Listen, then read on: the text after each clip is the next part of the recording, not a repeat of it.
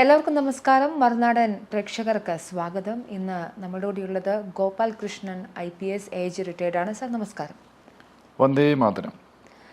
Sir, നമ്മളിന്ന് ഒരുപാട് വിഷയങ്ങൾ സംസാരിക്കുന്നുണ്ട്. ഇസ്രായേലുണ്ട്, ഗസയിലെ ആക്രമണമുണ്ട്, ഹൂത്തികളുടെ പ്രശ്നമുണ്ട്, ഇറാനെക്കുറിച്ച് സംസാരിക്കുന്നു, അമേരിക്ക ഒക്കെ നമ്മൾ സംസാരിക്കുന്നു. ആദ്യ ചോദ്യം ഇതാണ്: ജനുവരി 19 മുതൽ മാർച്ച് 1 വരെ ഒരു വെടിനിർത്തൽ കരാർ ഇസ്രായേലും ഹമാസും തമ്മിലുണ്ടായിരുന്നു. വളരെ പെട്ടെന്ന് ഈ ബന്ധു കൈമാറ്റമൊക്കെ നടക്കുന്ന ഒരു സമയത്ത്, അല്ലെങ്കിൽ അത് പല ഘട്ടങ്ങളിലും നിന്നു പോകുന്നൊരു സാഹചര്യം വരെ ഉണ്ടാകുന്നുണ്ട്. ഇപ്പോൾ നടക്കുന്ന ഈ ആക്രമണം ഒരു പക്ഷേ ഗസയിൽ ഇസ്രായേൽ നടത്തിയ അടുത്തിടെയുള്ള ആക്രമണങ്ങളിൽ ഏറ്റവും ഭീകരമായ ആക്രമണമാണ്. കുറച്ച് ദിവസങ്ങളിൽ കൊണ്ട് തന്നെ വലിയ ഹ്യൂമൻ കാഷ്വാലിറ്റീസ് ഉണ്ടാകുന്നു. സർ, ഇത് എന്തുകൊണ്ടാണ് ഇത് സംഭവിക്കുന്നതെന്നൊരു ചോദ്യമുണ്ട്. ഇതിനെ ഈ ആക്രമണത്തെ നമുക്ക് ന്യായീകരിക്കാൻ പറ്റുന്ന ഒന്നാണ്?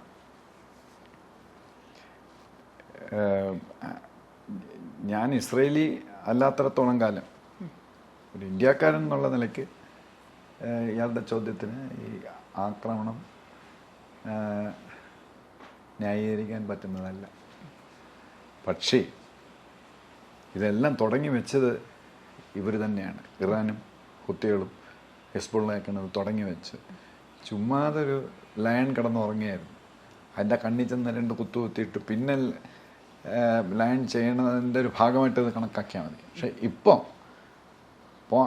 ആൻസർ ടു ദ പോയിന്റ്, ഇപ്പം ഇറാൻ്റെയും ഹുത്തികളുടെ ഭാഗത്തല്ല, ഹമാസ് ഭാഗത്താണ് ന്യായം. പക്ഷേ ഇസ്രയേലിന് അത് ചെയ്തേ പറ്റൂ. പക്ഷേ ഇപ്പം ഇസ്രയേലും അല്ല ഇതിൻ്റെ പിന്നിൽ. ട്രംപിനൊരു ഐഡിയ ഉണ്ട്. ട്രംപിൻ്റെ അഡ്വൈസേഴ്സ് അവർ വന്ന് ട്രംപ് ഈ യൂറോപ്പിൽ കംപ്ലീറ്റ് അങ്ങ് മാറുകയാണ്. യൂറോപ്പിൽ നിന്ന് അങ്ങ് മാറുകയാണ്. നിങ്ങൾ എന്താണെന്ന് വെച്ചാൽ ചെയ്തോളൂ, അമേരിക്കയുടെ തോളിൽ കയറി എന്നുള്ള ഒരു പരിപാടിയും വേണ്ട. അതുകൊണ്ട് ഞാൻ ഇവിടുന്ന് വിഡ്രോ ചെയ്യണം. അതുകൊണ്ടാണല്ലോ അദ്ദേഹം നാറ്റോയിൽ നിന്ന് വിഡ്രോ ചെയ്തു. ഉക്രൈൻ റഷ്യ പ്രശ്നം തീർന്നു. അത് ഇനി അങ്ങോട്ടും ഇങ്ങോട്ടും പൊട്ടലും ചിറ്റലും ഒക്കെ ഉള്ളൂ. അത് എല്ലാവർക്കും അറിയാം. Natural course, it is left it's natural death. അത് ഇത് വരും, വെടിനിർത്തൽ വരും താമസിയാതെ. ഇനി വലിയ ബഹളമൊന്നും അവിടെ ഉണ്ടാവില്ല. അപ്പോൾ ആ പ്രശ്നം തീർന്നു. ഇനി ട്രംപിൻ്റെ മെയിൻ പ്രശ്നം, ട്രംപ് അത് ഇന്ത്യൻ ഓഷനിലേക്കും, ഇന്ത്യൻ ഓഷനല്ല, south Pacific, south China sea അങ്ങോട്ടേക്ക് പോകും. ഇന്ത്യൻ ഓഷൻ ഇന്ത്യക്ക് വിട്ടുകൊടുത്തിരിക്കുകയാണ് ട്രംപ്. നിങ്ങൾ അവിടെ ഡോമിനേറ്റ് ചെയ്യണമെന്നാണ് അദ്ദേഹത്തിൻ്റെ ആഗ്രഹം. അപ്പോൾ ഈ ചൈനയുടെ എല്ലാം കിടക്കുന്ന east China sea, south China sea, അപ്പോൾ അവിടെയൊക്കെ ഒന്ന് ഓസ്ട്രേലിയയിൽ 9000 കിലോമീറ്റർ മറ്റേ ഉണ്ട് ബെയ്ജിങ്ങിൽ ഓസ്ട്രേലിയക്ക്. എന്തിനാണ് ഇവർ അവിടെ പോയി ഓസ്ട്രേലിയക്ക് പണിയാൻ പോകുന്നത്? എനിക്കത്ര ആലോചിച്ചിട്ടും മനസ്സിലാവുന്നില്ല. അപ്പോൾ അതൊക്കെ ഒന്ന് റെഡിയാക്കാൻ ചൈനയെ ഡീൽ ചെയ്യാനാണ്. നേരത്തെ ഈ USA ഇത്രയും നാളും നമ്മൾ നേരത്തെ ഈ പ്ലാറ്റ്ഫോമിൽ സൂചിപ്പിച്ചല്ലേ, പാരഡൈം ഷിഫ്റ്റാണ് വരുന്നത് അമേരിക്കയുടെ. എന്ന് റഷ്യയാണ് അവരുടെ എതിരാളി. ഇപ്പം അങ്ങനെയല്ല, റഷ്യയല്ല. ഇപ്പോൾ അത് മാറ്റി റഷ്യ ചൈനയുടെ നിന്ന് മാറ്റിക്കൊണ്ടുപോയി ചൈനയെ ഒറ്റപ്പെടുത്തുക.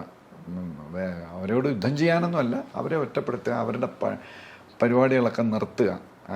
ഒരുപാട് USAക്കെതിരായിട്ട് ചൈന ചെയ്യുന്നുണ്ട്, അതൊക്കെ നിർത്തുക എന്നുള്ളതാണ് ട്രംപിൻ്റെ പ്ലാൻ. അപ്പം അതിന് പിന്നെ ഒറ്റ തടസ്സം ഇറാൻ. ശരിക്കും പറഞ്ഞ ഇറാനും അല്ല, ഇറാൻ്റെ പ്രസിഡന്റ് മറ്റേ പെഷ്കാനിൻ, അയാൾക്ക് കാര്യം മനസ്സിലായി. പക്ഷെ എന്ത് ചെയ്യാൻ, 86 വയസ്സായ ഒരു മനുഷ്യനാണ് എൻ്റെ മുകളിലിരിക്കുന്നത്.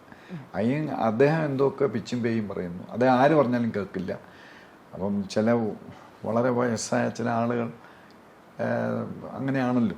ഇപ്പം നമ്മുടെ ബൈഡൻ സാറും നേരത്തെ അദ്ദേഹത്തിൻ്റെ ലോ മുഴുക്കെ കണ്ടാണ്. അദ്ദേഹത്തിന് ഇതില്ല, brain is not working properly. അതേപോലെ ഇദ്ദേഹമാണ് പ്രശ്നം. അപ്പോൾ ഈ ട്രംപ് നോക്കിയപ്പം ഇറാനെ നശിപ്പിക്കാനോ ഇറാനെ തൊലയ്ക്കാനോ ഒന്നും ട്രംപിന് താല്പര്യമില്ല. ഇസ്രയേലിനും താല്പര്യമില്ല. ഇവിടെ ചിലരും ഒക്കെ ഇത് പിന്നെ ഇറാനെ തൊലയ്ക്കും, ഇതിൻ്റെ ഇസ്രയേൽ മുഴുവനെല്ലാം അങ്ങനെയല്ല. ഇറാൻ എന്ന് പറയുന്ന ഒരു ഭയങ്കര ഒരു ഹൈലി കൾച്ചേർഡ് ആയിട്ടുള്ള ഒരു രാജ്യമാണ്. നമ്മുടെ ഇന്ത്യയുടെ പോലെ തന്നെ ഹൈലി കൾച്ചേർഡ് ആയിട്ടുള്ള ഒരു രാജ്യമാണ്. മാത്രമല്ല ഈ പേർഷ്യൻ സംസ്കാരത്തിലെ ഓൾഡ് ടെസ്റ്റമെൻ്റ് 2 പ്രാവശ്യം ക്രിസ്ത്യൻസിൻ്റെയും ജ്യൂസിൻ്റെയും 2 മതഗ്രന്ഥങ്ങളിൽ ഈ പേർഷ്യൻ സംസ്കാരത്തെ പറ്റി വളരെ സ്ട്രോങ് ആയിട്ടുള്ളൊരു മെൻഷനിങ് ഉണ്ട്. ഞാൻ അവരുടെ ആ കൾച്ചറിനെ പറ്റി പറയുന്നത്, പേർഷ്യൻ കൾച്ചർ. നമ്മൾ ഈ കൊമേനി വന്ന ശേഷമാണ് ഈ ഇറാൻ ജനങ്ങളെല്ലാം ഒരു അൺപോപ്പുലറായി, ഇതെന്ത് ഇറാൻ എന്ന് പറഞ്ഞു. അപ്പോൾ ഈ ഓൾഡ് ടെസ്റ്റമെൻറ്റിൽ ഐസയ്യ എന്ന് പറഞ്ഞ ഒരു പ്രോഫറ്റ്, ഓൾഡ് ടെസ്റ്റമെൻറ്റിൽ ഈ സൈറസ് ദ ഗ്രേറ്റ് എന്ന് പറയുന്ന ഒരു വലിയ ചക്രവർത്തി പേർഷ്യനുണ്ടായിരുന്നു. അദ്ദേഹത്തിൻ്റെ വരവ്, അദ്ദേഹം വരുമെന്നും ജ്യൂസിനെ സഹായിക്കുമെന്നും ജ്യൂസിനെ രക്ഷപ്പെടുത്തുമെന്നും അദ്ദേഹം ജനിക്കുന്നതിന് മുമ്പ്, സൈറസ് ജനിക്കുന്നതിന് 150 ഇയേഴ്സിന് മുമ്പ് പ്രഡിക്റ്റ് ചെയ്യുന്നു. ഇതൊക്കെ ഓൾഡ് ടെസ്റ്റമെൻറ്റിലുണ്ട്. അപ്പം അത് സൈറസ് നമ്മുടെ ലോർഡ് ബുദ്ധയുടെ, നമ്മുടെ ഗൗതമ ബുദ്ധൻ്റെ കണ്ടംപററിയാണ്. അവർ തമ്മിൽ സംസാരിച്ചിട്ടൊന്നുമില്ല, കണ്ടംപററിയാണ്. ലോർഡ് അപ്പോൾ ഈ സൈറസ് ദ ഗ്രേറ്റ് അധികാരത്തിൽ വരുമ്പോൾ പെർഷ്യൻസ് ഇസ്രായേലികളെ തടവ് പിടിച്ച് അന്ന് പെർഷ്യ എന്ന് നമുക്ക് പറയാം, പിടിച്ചത് നബുചന്ദ നെസാർ എന്ന് പറഞ്ഞ ബാബിലോണിയൻ കിങ്ങാണ്. ബാബിലോണിയ എന്ന് പറയുമ്പോൾ നമ്മുടെ ഇറാഖ്. അദ്ദേഹം അവിടെ ചെന്നിട്ട് ജെറുസലേമിൽ പോയിട്ട് അവരുടെ ഏറ്റവും ഹോളി ആയിട്ടുള്ള, മുസ്ലിങ്ങൾക്ക് മക്ക എങ്ങനെയാണോ അതേപോലെയുള്ള ഹോളി ആയിട്ടുള്ള അവരുടെ ടെമ്പിൾ നശിപ്പിച്ചു. ഫസ്റ്റ് ടെമ്പിൾ നശിപ്പിച്ചിട്ട് ജ്യൂസിനെ മുഴുക്ക തടവുകാരാക്കി ഇങ്ങനെ ബാബിലോണിയെ കൊണ്ടുവന്നു, ഇറാഖിൽ കൊണ്ടുവന്ന് അവിടെ ഇങ്ങനെ ഇട്ടിരുന്നു. അപ്പോൾ ഈ സൈറസ് ഇവരെയൊക്കെ മോചിപ്പിക്കുന്ന 150 ഇയേഴ്സിന് മുമ്പ് ഈ ഇസയ്യ എന്ന് പറയുന്ന പ്രോഫറ്റ് പറഞ്ഞത് അത് റെക്കോർഡ് ചെയ്ത് വെച്ചിട്ടുണ്ട്. സൈറസ് എന്താ എന്ന് പറഞ്ഞാൽ ദൈവം സൈറസിന് അങ്ങനെ പറയും. സൈറസ് മോസ്റ്റ് പവർഫുൾ, ഇപ്പം ഇസ്രായേലിൻ്റെ സ്ഥാനമാണ് മിഡിൽ ഈസ്റ്റിന് അന്ന് സൈറസിനുള്ളത്, പേർഷ്യൻസിന് ഉണ്ടായിരുന്നത്. അക്കേമെനിറ്റ് എന്ന പറഞ്ഞൊരു എംപയറിൻ്റെ ചീഫായിരുന്നു സൈറസ്. അദ്ദേഹമാണ് ഈ മനുഷ്യാവകാശ കമ്മീഷനല്ല, മനുഷ്യാവകാശം ലോകത്തിൽ ആദ്യം കണ്ടുപിടിച്ചത്. മനുഷ്യാവകാശത്തെ സാധാരണ അന്നത്തെ കാലത്ത് യുദ്ധം ചെയ്താൽ സ്ലേവാക്കും, പെണ്ണുങ്ങളെ സ്ലേവാക്കാം, ആണുങ്ങളെ സ്ലേവാക്കാം, ഒരു മനുഷ്യാവകാശമൊന്നുമില്ല. അപ്പോൾ ഇദ്ദേഹം ബാബിലോണിയ ജെറുസലേമൊക്കെ പിടിച്ചിട്ട് ഫേമസ് ആയിട്ടുള്ള ഒരു സിലിണ്ടറിൽ എഴുതി വെച്ച് നിങ്ങൾക്ക് ഇഷ്ടമുള്ള മതത്തിൽ വിശ്വസിക്കാം, നിങ്ങൾ ഞങ്ങളുടെ മതത്തിൽ ചേരണ്ട എന്നൊക്കെ പറഞ്ഞ് ശാസനങ്ങൾ സിലിണ്ടറിൽ എഴുതി വെച്ചു. ആ സിലിണ്ടർ ഇപ്പം ഇറാനിലുണ്ട്, ടെഹ്റാനിലെ ഏതോ മ്യൂസിയത്തിലാണ്. അങ്ങനെ ഈ സൈറസ് ഇങ്ങോട്ട് വന്നിട്ട് ഈ തടവുകാരായി പിടിച്ച ജ്യൂസിനെ മുഴുക്കൻ തിരിച്ചയക്കുകയും അദ്ദേഹം ഇപ്പോഴല്ല, രണ്ടാമത് അവരുടെ സെക്കൻഡ് ടെമ്പിൾ വീണ്ടും ഇടിച്ചു. ഇപ്പം ഒരു വാള് മാത്രമേ ഉള്ളൂ. സെക്കൻഡ് ടെമ്പിൾ പണിയാനായിട്ടുള്ള എല്ലാ സൗകര്യങ്ങളും എടുത്ത് ഒരുപാട് ജ്യൂസ് ജെറുസലത്തിൽ തിരിച്ചു വരികയൊക്കെ ചെയ്തു. അപ്പോൾ ഈ സൈറസിനെ പറ്റി ഓൾഡ് ടെസ്റ്റമെൻറ്റിൽ ഡാനിയൽ ബുക്ക് എന്ന് പറഞ്ഞാൽ അദ്ദേഹം ഒരു പ്രോഫറ്റ്, ഡാനിയൽ ബുക്ക്, ഇസയ്യ, ഇവരുടെയൊക്കെ ഇതിനകത്ത്, അവരുടെ ബുക്കിനകത്ത് ഈ സൈറസിനെ പറ്റി അത് ഓൾഡ് ടെസ്റ്റമെൻറ്റിൽ ചേർത്തിട്ടുണ്ട്. ലിബറേറ്റർ ഓഫ് ജ്യൂസ്, പെർഷ്യൻ കിങ്ങാണ് എന്നൊക്കെ പറഞ്ഞ് അദ്ദേഹത്തിന് വലിയൊരു സ്ഥാനമാണ് കൊടുത്തിരിക്കുന്നത് പെർഷ്യൻസിൻ്റെ. രണ്ടാമത്തെ റെഫറൻസ് എന്ന് പറയുന്നത് പാർത്തിയൻ, ഒരുപാട് വർഷങ്ങൾക്ക് ശേഷം, എനിക്ക് തോന്നുന്നു വീണ്ടും 250-300 വർഷം കഴിഞ്ഞപ്പം ജീസസ് യേശു ക്രിസ്തു ഭൂജാതനായി. അദ്ദേഹം ജനിച്ചപ്പോൾ ഈ കുഞ്ഞിനെ ഉണ്ണീശോയെ ബ്ലസ് ചെയ്യാൻ വേണ്ടി 3 പുണ്യപുരുഷന്മാർ, മാഗി എന്നങ്ങനെ എന്തോ പുണ്യപുരുഷന്മാർ അവിടെ വരികയും ബ്ലസ് ചെയ്തിട്ട് പോവുകയും ചെയ്തു. ഇവർ പെർഷ്യ എന്നുള്ള ആളുകളായിരുന്നു. അവർ പിന്നെ ഒക്കെ പറയുന്നത് ഇന്ത്യൻസിൽ നിന്ന് പോയ ബ്രാഹ്മിൻസ് ആണെന്നൊക്കെ ഇതുണ്ട്. അതിൻ്റെ റിലയബിലിറ്റി എനിക്ക് അറിഞ്ഞുകൂടാ. അപ്പോൾ അവർ പോയി ബ്ലസ് ചെയ്തിട്ട് ഈസ്റ്റിൽ നിന്ന് വന്ന പുണ്യപുരുഷന്മാരാണെന്ന്, ഹോളിമെൻ ആണെന്ന് പറഞ്ഞിരുന്നു. തിരിച്ചുപോയി. അന്ന് പാർഥിയായിരുന്നു പെർഷ്യ, പാർഥിയൻ എംപയർ, ഭയങ്കര പവർഫുൾ ആയിട്ടുള്ള അന്ന് പാർഥിയൻ എംപയറാണ് അവിടുത്തെ ഏറ്റവും വലിയ. അപ്പോൾ ഇങ്ങനെ പിന്നെ ഈ ഷാ ഇന്ത്യക്ക് അഗൻസ്റ്റ് ആയിരുന്നെങ്കിലും ഈ കൊമേനി വന്ന ശേഷമാണ് ഈ ഇറാൻ ഒരു നൊട്ടോറിറ്റി ഉണ്ടായത്. ഇറാനിയൻസ് എന്ന് പറയുന്നത് ഒരു മറ്റേ നമ്മുടെ ആരബ്സിന് ഓയിൽ വന്ന ശേഷമാണ് പണം ഉണ്ടായത്. അപ്പോൾ ഒരു 100 yearsന് മുമ്പ് ആരബ്സിന് പണമൊന്നുമില്ലായിരുന്നു. പക്ഷെ പെർഷ്യൻസ് എത്രയോ വർഷങ്ങളായിട്ട് ഭയങ്കര കൾച്ചേർഡായിരുന്നു. ഗ്രീസുകാരുമായിട്ടൊക്കെ അവർ യുദ്ധം ചെയ്യുകയും വലിയ വലിയ സംഭവം വലിയ വലിയ സംഗതികൾ നടത്തിയിട്ടുള്ളവരാണ് ഈ പെർഷ്യൻസ്. അപ്പം അങ്ങനെ ഒരു കൾച്ചറിനെ നശിപ്പിക്കുക എന്ന് പറഞ്ഞാൽ അത് ബാർബറിക്കാണ്. അതിന് ട്രംപിനോ ഇവർക്കോ താല്പര്യമില്ല. ബട്ട് ഇറാനിൽ ഒരു എസ്റ്റിമേറ്റ് പ്രകാരം 10% ആളുകളെ ഇപ്പോഴത്തെ കൊമേനി റെജീമിനെ സപ്പോർട്ട് ചെയ്യുന്നുള്ളൂ. Only 10%, 10 to maybe maximum 15 റഫ്ലി. ബാക്കി 90% ആളുകളും ഈ പിന്നെ തട്ടമിടുക ഇങ്ങനെയൊക്കെ ഒരുപാട് വിഷയങ്ങളുണ്ടല്ലോ, ജനങ്ങൾ എഗൻസ്റ്റാണ്. ഇറാനിയൻസ് പണ്ട് കുറച്ച് ഫാഷനബിളാണ്, ആരബ്സിനെ പോലെ അല്ല. ഇപ്പം സൗദി ഇറാനിൻ്റെ പോലെ ഫാഷനബിളായി വരികയാണ് സൗദി. അപ്പോൾ പിന്നെ ഇവർ ഷിയാക്കളാണ്. ഈ ആരബ്സും ഇവരും തമ്മിൽ എന്നും ഒരു വടംവലിയുണ്ട്. ആരബ്സുമായിട്ട് most powerful kingdom in Shia community is Iran.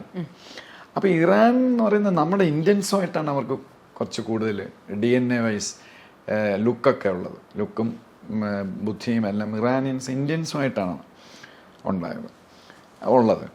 അപ്പോൾ ഈ ഇറാനെ ഈ കൊമേനിയെ അങ്ങ് മാറ്റുക, എന്നിട്ട് ഇറാന് നല്ല ഒരു ഭരണാധികാരി വരിക, ജനങ്ങൾ ഡെമോക്രസി വഴി ജനങ്ങൾ ഒരാളെ തിരഞ്ഞെടുക്കട്ടെ. അങ്ങനെ കൂടെ വന്നാൽ ഇറാനെ നശിപ്പിക്കുന്നതിന് പകരം അങ്ങനെ ഒരു സിവിലൈസ്ഡ് കൺട്രി അവർ ത്രൈവ് ചെയ്യാൻ, ഇനി അവർ വളരെ ബാക്ക്വേർഡായിരുന്നു ഈ കൊമേനി വന്ന ശേഷം, അവർക്ക് ത്രൈവ് ചെയ്യാനുള്ള ഒരു അവസരം ആണ് അമേരിക്കയും ഇസ്രായേലും. എന്ന് പറഞ്ഞാൽ ഇസ്രായേലും ഇറാനിലൊരു നല്ല ഭരണം വന്നാൽ അവർക്ക് അനുകൂലമായിട്ട് വന്നു കഴിഞ്ഞാൽ പിന്നെ ഇസ്രായേലിന് ശത്രുക്കളില്ല. ഈ പ്രോക്സീസ്, ഹിസ്ബുള്ള, ഇവർ 3 പേരും ഇറാൻ്റെ റൗഡികളാണ്. അപ്പം ഇറാൻ്റെ അത് ഈ കൊമേനിയുടെ ഐഡിയയാണ്. ബുദ്ധിയുള്ള ആളുകൾ അവിടെ ഇറാനിലുണ്ട്, അവരാണെങ്കിൽ ഇത് ചെയ്യില്ല. ഇവരെ 3 പേരെ അഴിച്ചു വിടുക, എന്നിട്ട് പറയാം ഞങ്ങൾക്ക് ഇതുമായിട്ട് യാതൊരു ബന്ധവുമില്ല. അത് കുറേ നാളായിട്ട് നടത്തിക്കൊണ്ടിരിക്കുകയാണ്. കഴിഞ്ഞ ദിവസവും ഖൊമേനിയുടെ പ്രസ്താവന ഉണ്ടായിരുന്നു, ഇറാനിൽ മിഡിൽ ഈസ്റ്റിൽ നടക്കുന്ന ഇത്തരം ആക്രമണങ്ങൾക്കൊന്നും ഞങ്ങളുടെ ബാക്കപ്പ് ഇല്ല, അത് അവരുടെ സ്വന്തം ഇഷ്ടപ്രകാരമാണ് നടത്തുന്നത്. പക്ഷെ അവർ പറയുന്നത്, ഇറാനികൾ പറയുന്നത്, കൊമേനിക്ക്, ഞാൻ ഇറാനികളെന്ന് പറയില്ല, കൊമേനിക്ക് പറയാനുള്ളത് പിന്നെ നമ്മുടെ ഈ ഹുത്തികളുടെ ഒരുത്തൻ എപ്പോഴും ഒരു യൂണിഫോമായിട്ട് വന്ന് TV നിലവിളിക്കുന്നുണ്ട്, ഇസ്രായേലിനെ താർക്കും അമേരിക്കയെ താർക്കും ആരെയും താർക്കും ഞങ്ങൾക്ക് ആരെയും പേടിയില്ല എന്നൊക്കെ വന്ന് പറയുന്നുണ്ട്. അതാണ് കൊമേനിക്ക് പറയാനുള്ളത്. കൊമേനിക്ക് പറയാനുള്ള മറ്റേ യൂണിഫോമായിട്ട് യമനിൽ നിന്നുള്ള അയാളെ കൊണ്ട് പറയിപ്പിക്കും. അപ്പോൾ ഇത് കുറച്ച് നാളുകളായിട്ട് ഇത് നടക്കുകയാണ്. അപ്പോൾ ഇതുവരെ പറഞ്ഞ് ഞങ്ങളുടെ കയ്യിൽ മറ്റേ കത്തിയുണ്ട്, മലപ്പുറം ബോംബുണ്ട്, മറിച്ചുണ്ട്, തൊട്ട് കഴിഞ്ഞാൽ വിവരം അറിയും എന്നൊക്കെ പറഞ്ഞുകൊണ്ടിരിക്കുകയായിരുന്നു. അപ്പം ഇസ്രായേലും പിന്നെ ഒരു സംശയം ഉണ്ടായിരുന്നു, ഇവരുടെ കയ്യിൽ സാധനം ഉണ്ട്, 2-3 ബോംബോ മതിയല്ലോ. ഈ ബോധമില്ലാത്തല്ലേ കൊമേനിക്ക്, അയാൾ നശിച്ചു പോയാലും സാരമില്ല, മറ്റവന്മാരെയും തുലയ്ക്കണമെന്നൊക്കെ വിചാരിച്ചു കഴിഞ്ഞാൽ എന്തോ ചെയ്യും.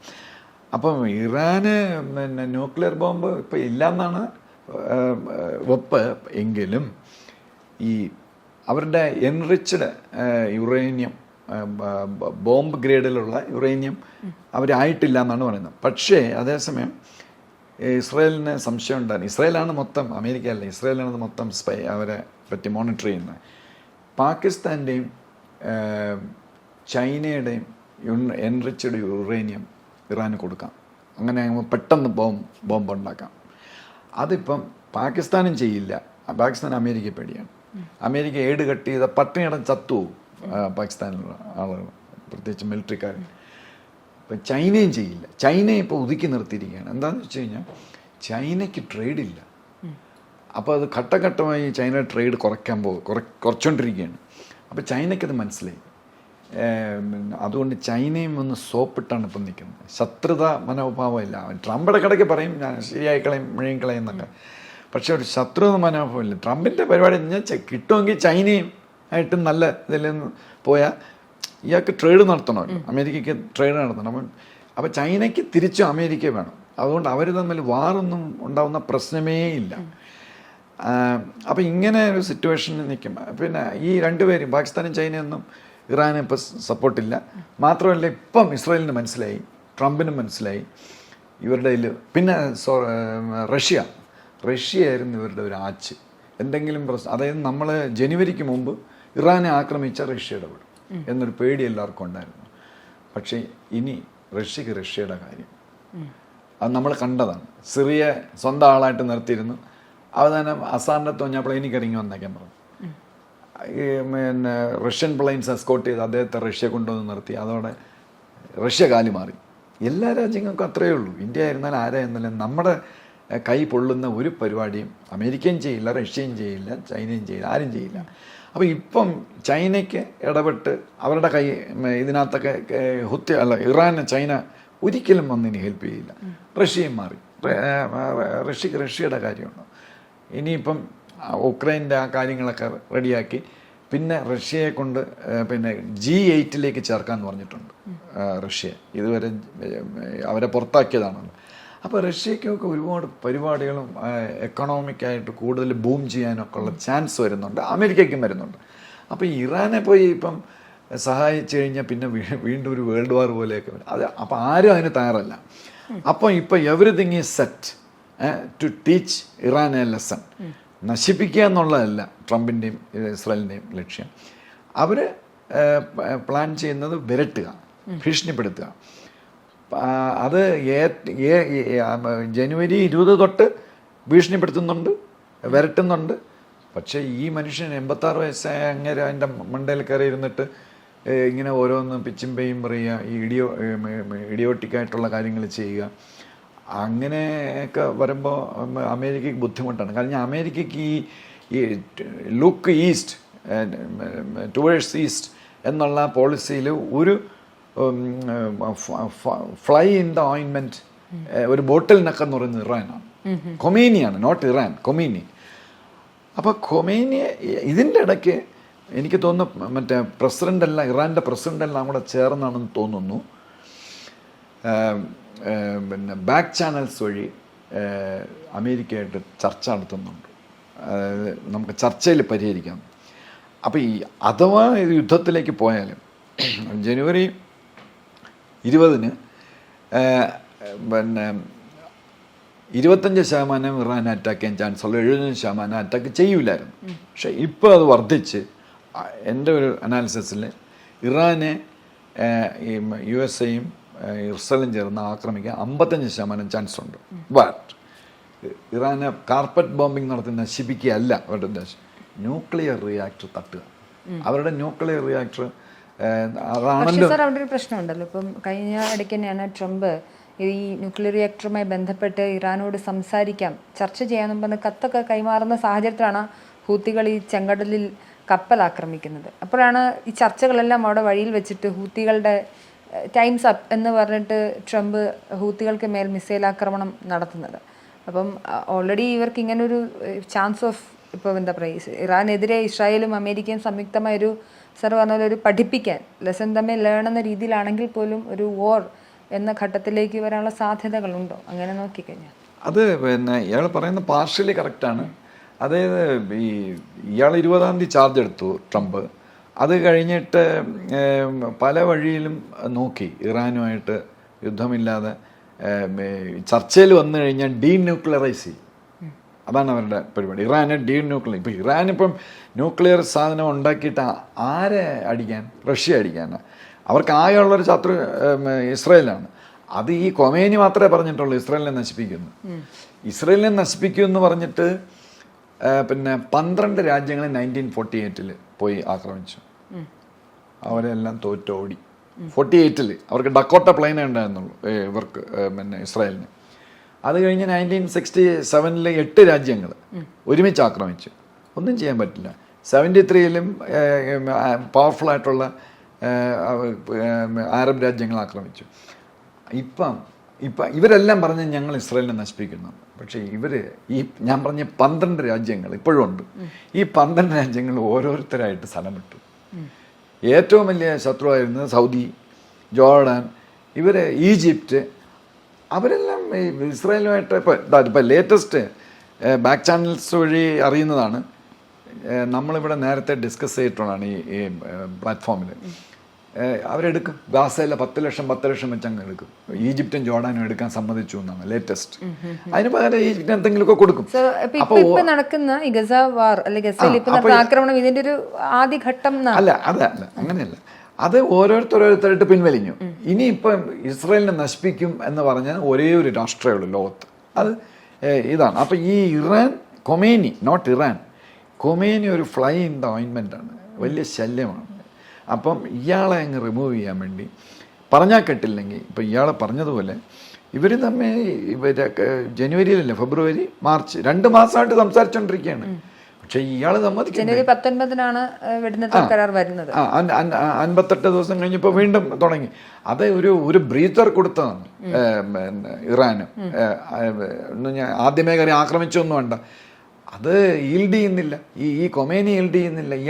ഇയാൾ പിന്നെ ഇപ്പം ഇവർ ഇത് ചെയ്യുമെന്ന് പറഞ്ഞു കഴിഞ്ഞാൽ അവരുടെ ഒരു സ്വന്തം ആളായിരുന്നു സിറിയ.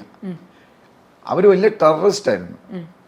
ഇപ്പോഴത്തെ പ്രസിഡന്റ് അവിടുത്തെ ടെററിസ്റ്റ്, അമേരിക്ക തലയ്ക്ക് വിലയിട്ടിരുന്ന ആളാണ്. അയാളെ അമേരിക്ക അങ്ങ് അനുകൂലിച്ചു. അപ്പം സിറിയ ഇപ്പം അമേരിക്കയ്ക്ക് എഗൻസ്റ്റ് അല്ല. അപ്പം സിറിയ പോയി ഇവരുടെ കൂടെ ഉണ്ടായിരുന്നത്. ടർക്കിയിലും മുട്ടൻ പ്രശ്നമാണ്. അതും എനിക്ക് തോന്നുന്നു ഈ അമേരിക്കയും ഇസ്രായേലും ഒക്കെ സ്റ്റർ ചെയ്യുന്നതായിരിക്കും. അതൊക്കെ പോളിറ്റിക്സാണ്, രാജ്യങ്ങൾ തമ്മിലുള്ള പോളിറ്റിക്സാണ്. അപ്പോൾ ടർക്കി മാറി. ടർക്കി ഇറാനും ഒരിക്കലും യോജിക്കില്ല. അവർ തമ്മിൽ ഈ മോപ്പളം തർക്കം. അപ്പോൾ ഇനിയിപ്പോൾ ഇറാൻ മാത്രമേ ഉള്ളൂ. ഈ കൊമേനിയെ മാറ്റിക്കഴിഞ്ഞാൽ ഒരു പീസ്, ഒരു നിതാന്തമായിട്ടുള്ള പീസ് വരും. ഈ പ്രതി അന്തം വിട്ട എന്തും ചെയ്യുമെന്ന് ഞങ്ങളുടെ പോലീസിൽ ഒരു ചൊല്ലുണ്ട്. ഈ ഇറാൻ ഇപ്പം അല്ല, കൊമേനിയാണ്, നോട്ട് ഇറാൻ, കൊമേനി ആകെ അന്തം വിട്ടിരിക്കുകയാണ്. കാര്യം എന്ന് പറഞ്ഞാൽ സിറിയ വഴി ഈജിപ്റ്റ് പകുതി സമ്മതം ഉണ്ടായിരുന്നു. ഷിയ അച്യുതൻ ഉണ്ടാക്കാൻ ഒരു പ്ലാനിലായിരുന്നു. അല്ല, അതിന് ബഹ്റിൻ മാത്രമല്ലോ ഷിയാക്കളുള്ളത്. ഇറാഖിൽ കുറച്ചുണ്ട്, പിന്നെ കുറച്ച് ബഹ്റിനിലുണ്ട്. വേറെ ഒരിടത്തും ഷിയ ഒന്നുമില്ല. അവരുടെ ഒറ്റ കൺട്രി ഇതാണ്. അങ്ങനെ നോക്കിക്കഴിഞ്ഞാൽ ഇസ്ലാമിക വേൾഡിലെ ഏറ്റവും പവർഫുൾ കൺട്രി ഇവർ തന്നെയാണ്, നോട്ട് പാകിസ്ഥാൻ, ഇറാൻ തന്നെയാണ് ഇപ്പോഴത്തെ ഇതനുസരിച്ച്. പക്ഷെ അത് നടക്കില്ല. അപ്പോൾ കൊമേനിക്ക് എന്ത് ചെയ്യണമെന്ന് അറിഞ്ഞൂടാ. അപ്പോൾ കൊമേനി മറ്റവന്മാരെ ഇളക്കി വിട്ടു, ഊത്തികളെയും. പിന്നെ ഹിസ്ബുള്ള തീർന്നു. ഹിസ്ബുള്ള എന്ന് പറഞ്ഞത് പിന്നെ ഇയാൾ ഓർക്കുന്നുണ്ടോന്ന് അറിഞ്ഞൂടാ. നമ്മളെ ഈ വാർ നടക്കുന്ന ഒക്ടോബർ നവംബർ മാസത്തിൽ ഞാൻ ഇതൊക്കെ ക്ലിയർ ആയിട്ട് മോണിറ്റർ ചെയ്യുന്നുണ്ട്. 1.5 ലക്ഷം മിസൈലുണ്ട്. ഭസ്മമായി ഇപ്പോൾ ഇസ്രായേലിൽ നിന്ന്. ഇതുവരെ എല്ലാം കൂടെ 300 മിസൈലേ വന്നുള്ളൂ. ബാക്കി ഇനി 90 മിസൈൽ എവിടെ പോയെന്ന് അറിഞ്ഞുകൊണ്ട്. അപ്പോൾ ഇവന്മാർ ഭയങ്കര പച്ച കള്ളമാണ്. അതേപോലെ ഈ കൊമേനി ഇരുന്നുകൊണ്ട് എന്തോ പിച്ചും പേയൊക്കെ പറയുന്നത്. അവർക്ക് നന്നായിട്ട് അവർ ഹോംവർക്ക് ചെയ്തിട്ട്, ഈ ട്രംപും ഇയാളൊക്കെ ഹോംവർക്ക് ചെയ്തിട്ട് ഇപ്പം മാക്സിമം പ്രഷർ ചെലുത്തുകയാണ് ഇറാൻ്റെ പുറത്ത്. പിന്നെ അതുകൊണ്ട് ഇറാൻ ബാക്ക് ചാനൽ വഴി ചർച്ചയും ചെയ്യുന്നുണ്ട്. പറഞ്ഞാൽ കേട്ടില്ലെങ്കിൽ വേറെ നിവൃത്തിയില്ല. കാരണം ഈ ട്രംപിന് ഈ പോളിസിയായിട്ട്, നേരത്തെ പറഞ്ഞ പോലെ റഷ്യയായിട്ട് പ്രശ്നം തീർന്നല്ലോ, ട്രംപിന് ഇങ്ങോട്ട് വരണം. നമ്മുടെ ചൈന കംപ്ലീറ്റ് ഒതുക്കണം. സൗത്ത് ചൈന, ഈസ്റ്റ് ചൈന, ഈ പസഫിക് ഓഷൻ, അതിലെല്ലാം അമേരിക്കയ്ക്ക് ഡോമിനേറ്റ് ചെയ്യണം. അപ്പോൾ അതിന് ഞാൻ വീണ്ടും പറയുന്നു, റീട്രേറ്റ് ചെയ്യുന്നു, ഇയാൾ തടസ്സമാണ്. അപ്പോൾ ഇയാളെ മാറ്റാനാണ് ഇപ്പോൾ പ്രഷർ ടാക്ടിക്സ്. ഹൂത്തീസ് ഇയാൾ പറയാതെ, കൊമേനി പറയാതെ ഒരിക്കലും ഹൂത്തീസ് ഈ സമയത്ത് ഈ മിസൈൽ വിടില്ല. ബാലിസ്റ്റിക് മിസൈൽ ഒരെണ്ണം വിട്ടു. അത് അവരുടെ ന്യൂക്ലിയർ റിയാക്ടറാണ്, ഇസ്രായേലിൻ്റെ നഗോർ ഡെസർട്ടിലാണ് അവരുടെ ന്യൂക്ലിയർ റിയാക്ടർ. അതിനെതിരെ അവിടേക്ക് ബാലിസ്റ്റിക് മിസൈൽ ഹുത്തി മാർച്ച് 18 വിട്ടു. അത് that is too much for Israel and every one. കാരണം ബാലിസ്റ്റിക് മിസൈൽ വിടണമെങ്കിൽ ഇറാൻ്റെ സഹായം വേണം. അപ്പോൾ ബാലിസ്റ്റിക് മിസൈൽ വിടണമെങ്കിൽ നോഹവ് വേണം, ടെക്നോളജി വേണം. അത് ഇറാനിലെ ആളുകൾ, റിപ്പബ്ലിക്കൻ ഗാർഡ്സോ സയൻറ്റിസ്റ്റോ അവിടെ പോയി നിന്ന് ചെയ്തു കൊടുത്തതാണ്. അത് വളരെ ഡേഞ്ചറസ് ആണ്. ബാലിസ്റ്റിക് മിസൈലൊക്കെ വിട്ട് കഴിഞ്ഞാൽ പിന്നെ ഇസ്രായേലും അമേരിക്കയിൽ നിന്ന് മുമ്പോട്ടും പുറകോട്ടും നോക്കില്ല, സ്ട്രൈറ്റ് അവേ വന്ന് ന്യൂക്ലിയർ റിയാക്ടർ മൊത്തം അവർ തുലച്ചളയും. അപ്പോൾ അതാണ് ഇപ്പോഴത്തെ സിറ്റുവേഷൻ. Okay sir. ഇനി ഇതിനകത്തൊരു പ്രധാനപ്പെട്ട ചോദ്യം, ഇപ്പോൾ വോർ വരുന്നു അല്ലെങ്കിൽ ഖൊമേനിയെ മാറ്റുക എന്നുള്ളത് എത്ര കണ്ടതിൻ്റെ ഒരു സാധ്യത? ഒന്നാമത് പരമോന്നത മത നേതാവാണ്. ഇറാൻ തീർച്ചയായിട്ടും അവിടെ ഒരു ജനാധിപത്യ സർക്കാർ പ്രശസ്തിയാൻ ഭരണമൊക്കെ ഉണ്ടെങ്കിൽ പോലും അതൊരു വലിയ കാര്യമൊന്നുമില്ല. പപ്പറ്റ് സർക്കാർ എന്നൊക്കെയാണ് പൊതുവിൽ വിശേഷിപ്പിക്കുന്നത്. അപ്പോൾ ഈ മാറ്റാനുള്ള സാധ്യതകൾ അല്ലെങ്കിൽ അതിൻ്റെ ഒരു പോസിബിലിറ്റി എത്ര കണ്ടുണ്ട്? മാത്രമല്ല അവിടെ ഇപ്പോൾ ഇറാനെതിരെ ഒരു ആക്രമണം വരുന്നത്, ഇപ്പോൾ ഗസയിൽ അമേരിക്ക കണ്ണുവെച്ചപ്പോൾ തന്നെ സൗദി ഉൾപ്പെടെയുള്ള രാഷ്ട്രങ്ങൾ ഇതിനെ എതിർക്കുന്ന ഒരു സാഹചര്യം ഉണ്ടാകുന്നു. അപ്പോൾ അങ്ങനെ വരുമ്പോൾ മറ്റ് അറബിക് രാഷ്ട്രങ്ങളുടെ ഒരു ഇതിനോടുള്ളൊരു നിലപാട് എങ്ങനെയായിരിക്കും? ഈ ചിന്താവിഷ്ട ശ്യാമള എന്ന് പറയുന്ന സിനിമയിൽ ശ്രീനിവാസന്റെ അടുത്ത് പിള്ളേർ വരില്ല, അച്ചാ പോവില്ല. ഈ അറബ് കൺട്രീസ് ഇറാനെ അങ്ങനെ ചെയ്തത് ഇങ്ങനെ ചെയ്തത് എന്നൊക്കെ പറയുന്നത് അതുപോലെ ഉള്ളൂ. ഈ ഏറ്റവും അധികം ജമ്പിങ് അപ്പ് ആൻഡ് ഡൗൺ ഏറ്റവും കൂടുതൽ ചെയ്യുന്നത് ഇറാൻ എന്തെങ്കിലും പറ്റിക്കഴിഞ്ഞാൽ സൗദിയും ടർക്കിയുമാണ്. എന്ന് പറഞ്ഞാൽ അവരെ രണ്ടുപേരെക്കാളും പവർഫുള്ളാണ്. സദാം ഹുസൈൻ ഏറ്റവും പവർഫുൾ ആയിട്ടുള്ള അറബ് കിങ് ആയിരുന്നു, ഐക്യമുള്ള ആളായിരുന്നു. പക്ഷേ ഫോർ നോ റീസൺ അങ്ങനെ സൗദി പറഞ്ഞിട്ടാണ് അങ്ങനെ അമേരിക്ക റെഡിയാക്കിയത്. മാസ് ഡിസ്ട്രക്റ്റീവ് വെപ്പൺ ഉണ്ടെന്നും പറഞ്ഞ് ഒരെണ്ണം പോലും കിട്ടിയില്ല. അമേരിക്കക്കാർ നന്നായിട്ട് അറിയാമായിരുന്നു. അതിന് 25 വർഷം കഴിയുമ്പോൾ ഡീക്ലാസിഫൈ ചെയ്യുമ്പം വരും സദാം ഹുസൈൻ്റെ ഒന്നുമില്ലായിരുന്നു. അങ്ങനെ തട്ടിക്കളഞ്ഞു. ഞാൻ വളരെയധികം എനിക്ക് വിഷമമുള്ള ഒരു കാര്യമായിരുന്നു. സദാം ഹുസൈൻ ഇന്ത്യയായിട്ട് ഭയങ്കര അടുപ്പമായിരുന്നു. അപ്പം അതേപോലെ ഇത് സൗദിക്കും പിന്നെ ടർക്കിക്കും ഇറാൻ ഇഷ്ടമല്ല. അപ്പം ഇത് ഇവർ ചെയ്താൽ ഇവരുടെ എതിർപ്പെന്നൊക്കെ പറയുന്നത് വെറുതെയാണ്. ഞാൻ ഈ പറഞ്ഞ പോലെ മറ്റേ മലയാള സിനിമയിലെ ഉപമ പോലെ അതൊരു ഹാർട്ടിൽ നിന്ന് വരുന്നതല്ല. അതൊരിക്കലും വരില്ല. അവർ ഷിയാക്കളും സുന്നികളും തമ്മിൽ എങ്ങനെയാണ് ഒരുമിച്ച് വരുന്നത്? അവർ ഖുറാൻ അഗൻസ്റ്റ്, അവർ പറയുന്ന ഖുറാൻ അഗൻസ്റ്റാണ് ഷിയാക്കൾ. ലാസ്റ്റ് പ്രോഫറ്റ് തർക്കമാണ്. അതായത് ഇവർ പറയുന്നത് അങ്ങനെയല്ല, ലാസ്റ്റ് അല്ല ഇനിയും പ്രോഫറ്റ് വരും. അപ്പോൾ അതൊരു വലിയ വിഷയമാണ്. മാത്രമല്ല പിന്നെ മെക്കയൊക്കെ ഒരു കണ്ണുണ്ട്, ഇറാനും ഉണ്ട് ടർക്കിക്കും എല്ലാവർക്കും കണ്ണുണ്ട്. അപ്പോൾ അതുകൊണ്ട് പിന്നെ അതിലൊന്നും കാര്യമില്ല. പിന്നെ ഇറാനകത്തുള്ള പ്രശ്നം എങ്ങനെ നടക്കുമോ അട്ടിമറി, അതെപ്പോഴും USA-യും റഷ്യയും പവർഫുൾ കൺട്രീസ് എല്ലാം ചെയ്യുന്നത് ആ രാജ്യത്തെ റബൽസ് അല്ല, അവർ റബൽസ് എന്ന് പറയുന്നത് മെജോറിറ്റിയാണ്. ആ ജനങ്ങളെ കൊണ്ട് തന്നെ റിപ്പബ്ലിക്കൻ ഗാർഡ്സിനെ പിടിച്ചാൽ പോലെ വേറെ ഒന്നുമില്ലല്ലോ. റിപ്പബ്ലിക്കൻ ഗാർഡ്സിനെ അതൊക്കെ ഇപ്പം ചർച്ച നടക്കുകയായിരിക്കും. ഇങ്ങനെ എടുത്ത് ഹിജാബ് വിഷയവുമായി ബന്ധപ്പെട്ട് വന്ന സമയത്ത് വലിയ രീതിയിലുള്ള പ്രശ്നങ്ങളുണ്ടായി. സ്ത്രീകൾ തലമറയ്ക്കാതെ പുറത്തിറങ്ങുകയും ഒരുപാട് ആളുകൾ ജയിലാവുകയും ധാരാളം ആളുകൾ, അതായത് ഒരു ഭരണകൂടത്തോട് അങ്ങനെ ഒരു അനീതി നടന്നാൽ പേടിയുള്ളൊരു ജനതയൊന്നുമല്ല ഇറാൻ. അപ്പം ചാൻസസ് ഉണ്ടെന്ന് തന്നെയാണല്ലോ മനസ്സിലായി. അത് ഉണ്ടാവും. പിന്നെ ഈ റഷ്യ സപ്പോർട്ട്, റഷ്യ ന്യൂട്രലാണ്, പിന്നെ അതും ജനങ്ങൾക്കറിയാം. അവരിടപെടില്ല, ചൈന ഇടപെടില്ല, അമേരിക്ക ഇടപെടും. പിന്നെ ഇസ്രയേലിൻ്റെ അതിനകത്ത് ഭയങ്കരമായ ചാരന്മാരും മറ്റൊരു മറിച്ചവരും ഒക്കെ ഉണ്ട്. അവരവിടെ പല ഓപ്പറേഷൻസ് നടത്തിയത്. ഇറാനകത്ത് ഓപ്പറേഷൻ നടത്തിയിട്ട് അവരുടെ ന്യൂക്ലിയർ സയൻറ്റിസ്റ്റിനെ കൊന്നത് എങ്ങനെ നിന്ന് ലോകത്ത് ആർക്കും അറിഞ്ഞൂടാ, അകത്തുനിന്നാണ്. അപ്പം അവിടെ ആളുണ്ട്. പിന്നെ മറ്റേ ഈ യാഹ്യ സിൻവർ ഉണ്ടല്ലോ, അദ്ദേഹത്തെ ഇറാൻ്റെ ടോപ്പ് സെക്യൂരിറ്റിയിലാണ് താമസിപ്പിച്ചിരുന്നത്. ഇറാൻ്റെ അകത്തുനിന്ന് സഹായമില്ലാതെ അയാളെ തട്ടാൻ പറ്റില്ല. എന്ന് പറഞ്ഞാൽ ആ ബോംബ് സ്ഥാപിച്ചത് അയാളൊന്നും താമസിക്കുന്നതിന് 1 മാസം മുമ്പാണെന്നാണ് പറയുന്നത്, ഇപ്പോൾ ലേറ്റസ്റ്റ്. എന്നിട്ട് പിന്നെ മിസൈലും കൂടെ അടിച്ചു കൊടുത്തു. അപ്പം അത് ഇറാനകത്തുള്ള ഫോഴ്സസിൻ്റെ സഹായമില്ലാതെ ഇസ്രായേലിന് അതൊന്നും ചെയ്യാൻ പറ്റില്ല. അപ്പം it's only A matter of time ഇയാൾ എടുത്ത് കളയുന്നു. അല്ലെങ്കിൽ ഇയാൾക്ക് ഹാർട്ട് അറ്റാക്ക് വന്നെന്ന് പറയും, അല്ലെങ്കിൽ എന്തെങ്കിലും ഉണ്ടാവും. അതിനകത്തൊരു വിപ്ലവം ഉണ്ടായി ഇയാളെ മറിച്ചിടും. ഡെമോക്രാറ്റിക് വരും, അവർക്ക് അവരൊരാളെ എലക്ട് ചെയ്യും. ആര് വന്നാലും നോക്കുമ്പം കൊമേനി പോയി വരുന്ന പുതിയ ഇറാൻ പ്രസിഡന്റ് നോക്കുമ്പം ചിലപ്പോൾ ഇയാൾ തന്നെ കണ്ടിന്യൂ ചെയ്യായിരിക്കും. നോക്കുമ്പം കാറ്റ് പ്രതികൂലമാണ്.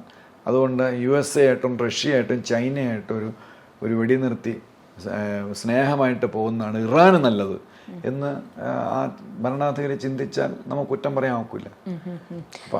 ഇങ്ങനൊരു സിറ്റുവേഷൻ വരുമ്പോൾ ഇന്ത്യയുടെ സ്റ്റാൻഡ് ഓഫ് ഇന്ത്യ അല്ലെങ്കിൽ ഇങ്ങനത്തെ ഒരു വിഷയങ്ങളിൽ കാര്യം ഇന്ത്യ എപ്പോഴും ഒരു ഡിപ്ലോമാറ്റിക് റിലേഷൻഷിപ്സ് പല സ്ഥലങ്ങളിൽ നീങ്ങണം.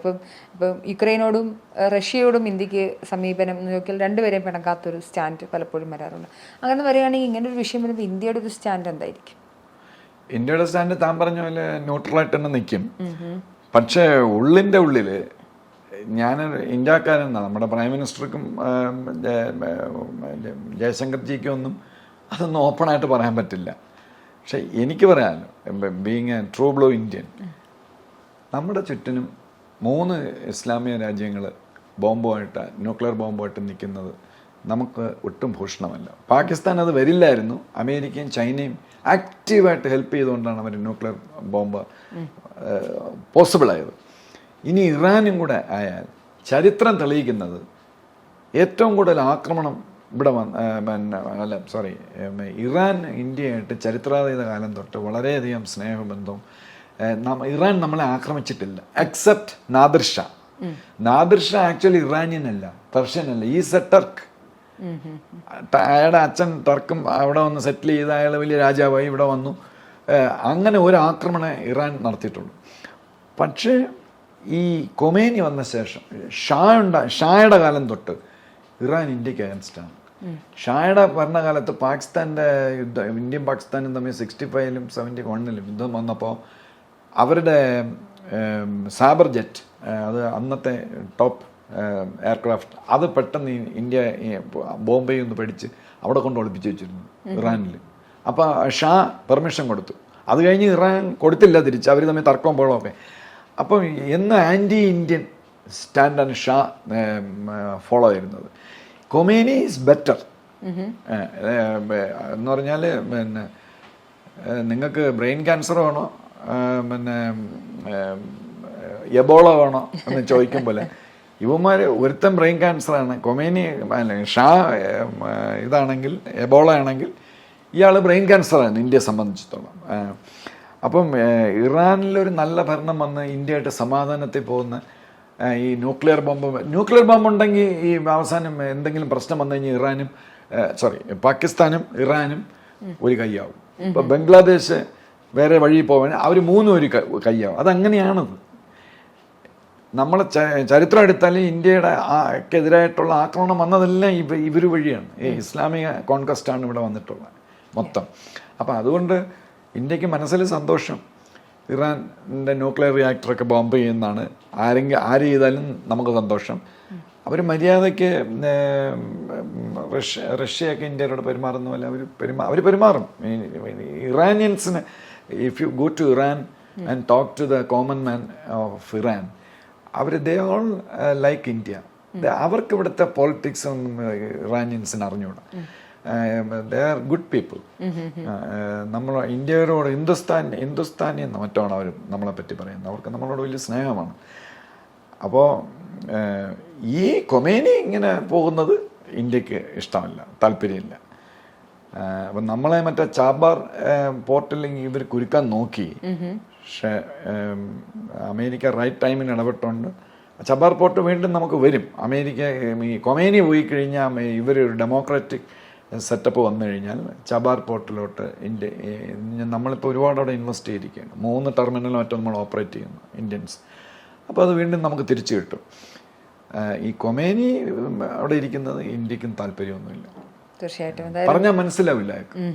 തീർച്ചയായിട്ടും അദ്ദേഹത്തിന്റെ പൊളിറ്റിക്കൽ സ്റ്റാൻഡുകളെല്ലാം തന്നെ ലോകത്തിന് തന്നെ അഗെയിൻസ്റ്റ് ആയിട്ടുള്ളതാണ്. എന്നാലും ഒരിക്കലും ആധുനിക ജനാധിപത്യ രാഷ്ട്രങ്ങൾക്ക് അനുകൂലമാവുന്ന ഒന്നല്ല. ഈ കൊമേനി അവിടെ ഇരിക്കുന്നിടത്തോളം കാലം ആദ്യം ഇനിഷ്യൽ അങ്ങനെ ഒരു സംഭവം ഉണ്ടാവും.